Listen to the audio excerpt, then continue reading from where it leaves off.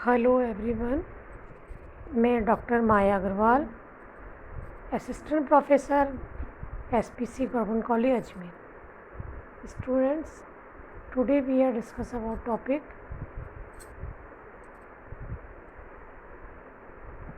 Privileges and exemptions of private companies means निजी company को प्राप्त विशेषाधिकार तथा छूटें। आज हम कंपनी लॉ का जो चैप्टर नंबर 3 है उसका जो टॉपिक है निजी कंपनी को प्राप्त विशेषाधिकार तथा छूट के बारे में चर्चा करेंगे। जैसा कि हम सभी जानते हैं, हमने पिछले लेक्चर में इस बारे में डिस्कस किया था कि निजी कंपनी एक ऐसी कंपनी है जो कि सार्वजनिक कंपनी नहीं होती है। निजी कंपनी अपने स्वयं के साधनों से वित्त की व्यवस्था करती है और अपने अंश खरीदने के लिए जनता को आमंत्रित नहीं करती है। इस कारण निजी कंपनी अपना प्रॉस्पेक्टस भी इशू नहीं करती है, क्योंकि प्रॉस्पेक्टस इशू करने की आवश्यकता वहाँ होती है जबकि जनता से अंश पूंजी खरीदने के लिए जनता को आमंत्रित करना होता है।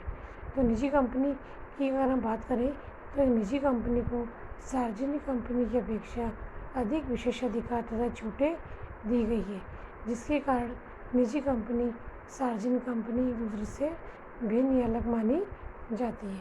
तो हमारा जो टॉपिक है वो आज यही है कि एक निजी कंपनी को किस प्रकार से सार्वजनिक कंपनी की तुलना में अधिक विशेषाधिकार तथा छूटें प्राप्त है।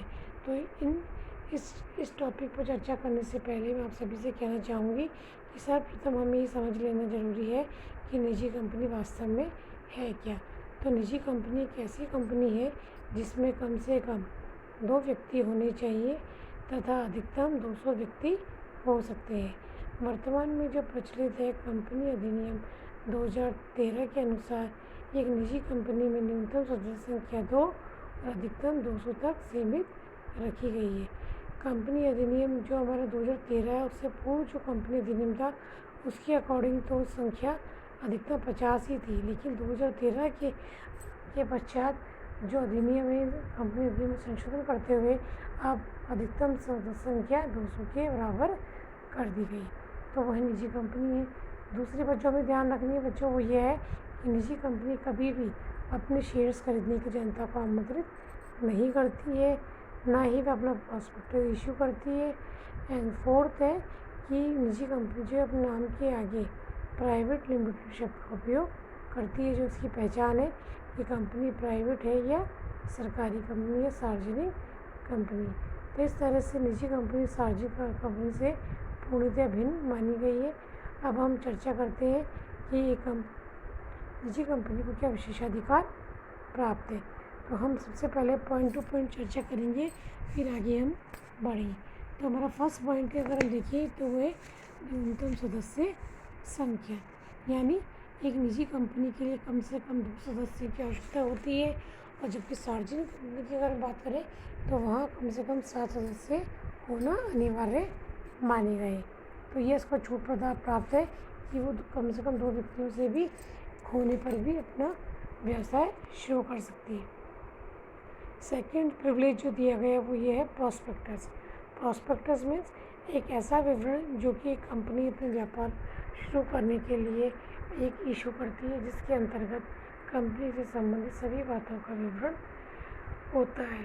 जिस प्रकार आज किसी कॉलेज में हम एडमिशन लेते हैं, किसी पाठ्यक्रम में एडमिशन लेते हैं तो उससे पहले हम उसका एक सिलेबस देखते हैं। सिलेबस में के अकॉर्डिंग हमें हर चीज़ के बारे में जानकारी हो जाती है, पाठ्यक्रम संबंधित। ठीक उसी प्रकार एक कंपनी का एक प्रॉस्पेक्टस होता है, कंपनी से संबंधित सभी जानकारियाँ उसमें लिखी होती है। जो भी व्यक्ति कंपनी में पैसा लगाना चाहे वो प्रॉस्पेक्टस को देखकर अपना निर्णय ले सकता है।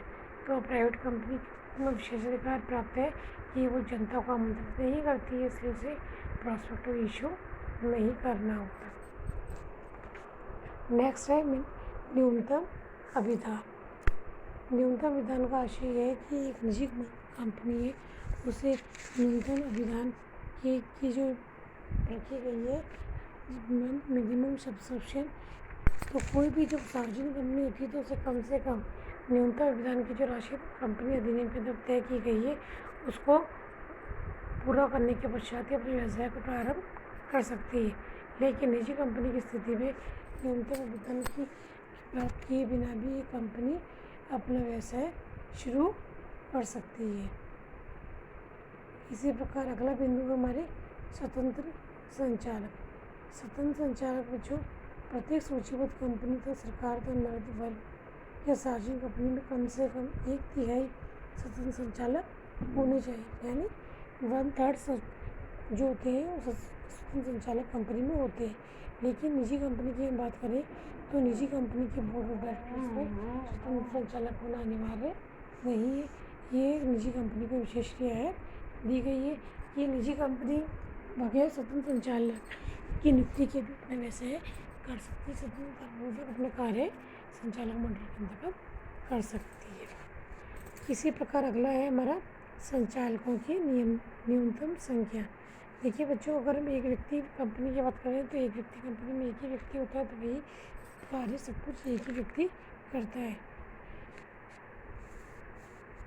लेकिन निजी कंपनी की अगर हम बात करें तो निजी कंपनी में कम से कम 2 संचालक होने आवश्यक है, और जबकि सार्वजनिक कंपनी में कम से कम 3 संचालक संख्या न्यूनतम रखी गई। तो इस प्रकार अगर हम देखें तो निजी कंपनी में संचालक सार्वजनिक कंपनी की अपेक्षा कम रखी गई है संख्या, जो इसको विशेषाधिकार प्राप्त माना गया है। इसी प्रकार अगर हम देखें कार्यवर्ग संख्या, कार्यवर्ग संख्या को हम कॉरम भी कहते हैं, यानी कोई भी निजी कंपनी यदि अंतर्नियमों में अगर कोई प्रावधान नहीं है तो वह कंपनी की सभा में यदि कंपनी कम से कम 2 व्यक्ति भी उपस्थित है तो उसे कॉरम मान लिया जाएगा। कहने का आशय है कि किसी भी कंपनी की सभा को चलाने के लिए एक न्यूनतम सदस्य संख्या उपस्थित होना अनिवार्य होता है। लेकिन निजी कंपनी के लिए कहा गया है कि यदि सभा के समय कम से कम निजी कंपनी के 2 व्यक्ति भी सदस्य उपस्थित होंगे तो सभा की कार्यवर्ग संख्या गणपति संख्या को पूरा मान लिया जाएगा। यह भी निजी कंपनी को विशेषाधिकार के रूप में अधिकार दिया गया है। इसी प्रकार है वार्षिक सभा का प्रतिवेदन। वार्षिक सभा में एनुअल मीटिंग, तो बच्चों हर कंपनी को अपनी एनुअल मीटिंग बुलानी होती है और इस मीटिंग को बुलाने के पश्चात एक रिपोर्ट तैयार करनी होती है। लेकिन निजी कंपनी को ऐसा नहीं करना पड़ता, क्योंकि निजी कंपनी अपनी वित्त की पूर्ति अपने स्वयं के साधनों से करती है, वो जनता को आमंत्रित नहीं करती है। लेकिन एक सार्वजनिक कंपनी जनता को आमंत्रित करती है, इसीलिए उसे प्रति वर्ष में एक बार वार्षिक साधारण सभा का आयोजन करना होता है, जिसके अंदर कंपनी की सभी कार्यों की जानकारी सभी के समक्ष प्रस्तुत की जाती है और उसे रिपोर्ट बनाई जाती है। लेकिन निजी कंपनी में ऐसा नहीं होता है। नेक्स्ट है प्रबंधकीय पारिश्रम, जिसे हम कहेंगे मैनेजरियल रेम्यूनरेशन। तो कोई भी स्वतंत्र निजी कंपनी या उसकी सहायक कंपनी को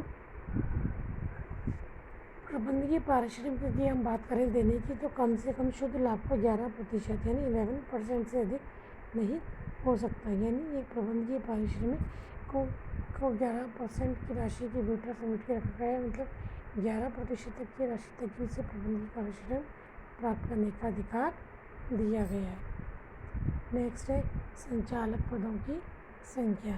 संचालक पदों की संख्या का आशय ये है कि प्रत्येक निजी कंपनी किसी भी ऐसे व्यक्ति को अपने संचालक नियुक्त कर सकती है जो अधिकतम 20 कंपनियों में संचालक पद धारित करने का इरादा रखता है। यानी जो व्यक्ति कम से कम 20 कंपनियों में संचालक मंडल में शामिल होने का इरादा रखता है, किंतु कोई भी सार्वजनिक कंपनी केवल उन्हीं व्यक्तियों को संचालक पद पर नियुक्त कर सकती है जो कि अधिकतम 10 सार्वजनिक कंपनियों को धारित करने की इरादा रखता है। तो इस प्रकार अगर हम देखिए तो संचालक पदों की संख्या के बारे में एक निजी कंपनी का जो संचालक है वह 20 कंपनियों में संचालक पद धारित कर सकता है, जबकि एक सार्वजनिक कंपनी संचालक जो है केवल 10 कंपनियों में संचालक पद धारित कर सकता है। इसी प्रकार हमें अगला बिंदु देखना है बारी से निवृत्त होने वाले संचालक। बारी से निवृत्त होने वाले संचालक का आशय है कि कोई भी निजी कंपनी में बारी से निवृत्त होने वाले रिटायरिंग बाय रोटेशन संचालकों की नियुक्ति करना अनिवार्य नहीं है। किंतु अगर हम सार्वजनिक कंपनी की बात करें तो सार्वजनिक कंपनी में संचालकों की नियुक्ति की जाती है तो कम से कम 2/3 संचालक बारी से निवृत्त होने वाले अवश्य होने चाहिए, जबकि निजी कंपनी में ऐसा कोई नियम या प्रावधान नहीं बनाया गया है। इसी प्रकार संचालकों की अयोग्यताएं तो कहने का आशय है कोई भी निजी कंपनी अपने अंतर नियमों में संचालकों के लिए कुछ अतिरिक्त अयोग्यताओं को भी जोड़ सकती है, जबकि कोई भी सार्वजनिक कंपनी ऐसा नहीं कर सकती। सार्वजनिक कंपनी केवल उन्हीं अयोग्यताओं के आधार पर संचालकों को हटा सकती है जिन्हें कंपनी अधिनियम में दर्शाया गया है।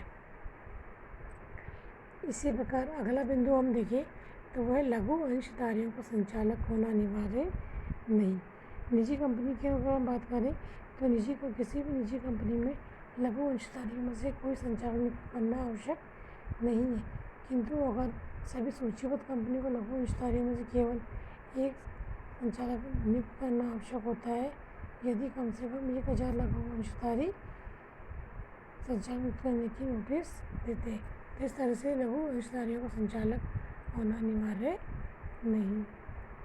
और अंतिम बिंदु अगर हम देखें तो वह सचिवीय अंकेक्षण प्रतिविधि, यानी प्रत्येक लिस्टेड कंपनी तथा प्रत्येक सार्वजनिक कंपनी जिसकी पूंजी 50 करोड़ रुपये या अधिक की है, अथवा जिसका अगर हम सेल्स टर्नओवर देखें 250 करोड़ रुपये है, तो वह अपने संचालकों के प्रतिवेदन के साथ साथ सचिव अंकेक्षण प्रतिवेदन भी संलग्न करना पड़ेगा। में ऑडिटिंग का जो पेपर है वो उन्हें साथ में अटैच करना होगा, क्योंकि वो बड़े स्तर पर व्यापार कर रहे हैं। बड़े स्तर पर व्यापार करने के बाद उसका रिकॉर्ड होना चाहिए, उसकी ऑडिटिंग होनी चाहिए, तो इसके साथ प्रतिवेदन को संलग्न करना होगा। लेकिन निजी कंपनी को कोई भी इस तरह का प्रतिवेदन संलग्न करने की आवश्यकता नहीं होती है। यह भी इसको प्राप्त विशेषाधिकार छूट मानी गई। तो इस प्रकार बच्चों हमने देखा एक निजी कंपनी को सार्वजनिक कंपनी की अपेक्षा अधिक विशेषाधिकार तथा छूटें प्रदान की गई है, जिनको ध्यान में रखकर एक निजी कंपनी अपने व्यवसाय को सफल संचालन करती है। तो इस प्रकार बच्चों आज हमने देखा कि किस प्रकार एक निजी कंपनी प्राइवेट कंपनी से भिन्न है और किस प्रकार एक निजी कंपनी निरंतर कड़े परिश्रम के साथ अपने व्यवसाय के प्रति प्रयत्नशील होती जा रही। तो स्टूडेंट्स आज के लेक्चर में इतना ही कहूँगी। अगली क्लास में हम अगले टॉपिक के बारे में डिस्कस करेंगे। तब तक के लिए thank you all the students.